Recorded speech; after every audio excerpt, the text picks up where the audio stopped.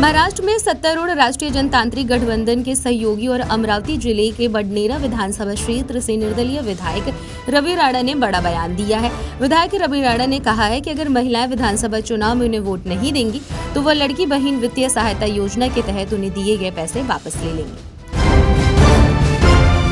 महाराष्ट्र विधानसभा चुनाव के लिए महायुति और एमवीए दोनों ने तैयारी शुरू कर दी है। मुख्यमंत्री एकनाथ शिंदे के साथ उप मुख्यमंत्री देवेंद्र फडणवीस और अजित पवार महाराष्ट्र यात्रा पर निकलेंगे। वहीं शरद पवार और राज ठाकरे महाराष्ट्र के गांव-गांव जाकर अपनी पार्टी मजबूत करने के लिए मेहनत कर रहे हैं। अजित पवार ने अपने एक बयान से महाराष्ट्र की राजनीति में चर्चा छेड़ दी है। दरअसल आपको बता दें कि डिप्टी सीएम अजित पवार ने यह माना है कि बहन सुप्रिया सुले के खिलाफ पत्नी सुनेत्रा पवार को लोकसभा चुनाव में खड़ा करने का निर्णय सही नहीं था, जिसके बाद यह चर्चा है कि अजित पवार के महायुति को लेकर विचार बदल रहे हैं।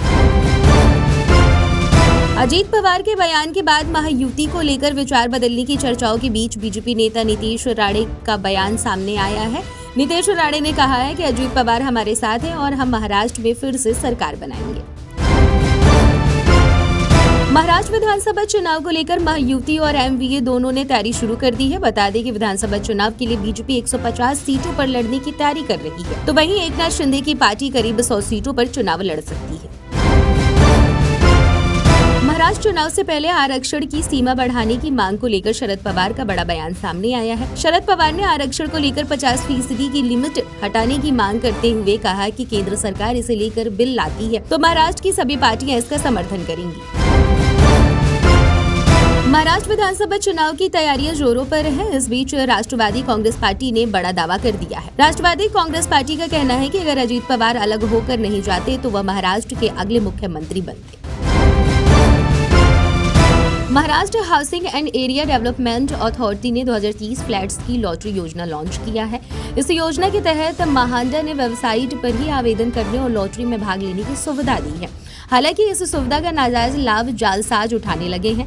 जालसाजों ने महांडा की वेबसाइट से मिलती जुलती दूसरी वेबसाइट बना ली है और जो लोग गलती से इस वेबसाइट पर आ रहे हैं उनके साथ सिक्योरिटी राशि के तौर पर कम से कम 50,000 रुपए की ठगी कर रहे हैं।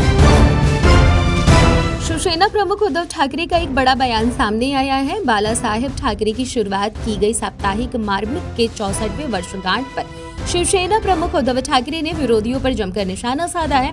उन्होंने अप्रत्यक्ष रूप से केंद्र सरकार को निशाना बनाते हुए कहा कि जो हमारे कंधों के सहारे दिल्ली पहुंचे हैं अब उन्हें टांगों से पकड़कर दूर फेंकना ही होगा।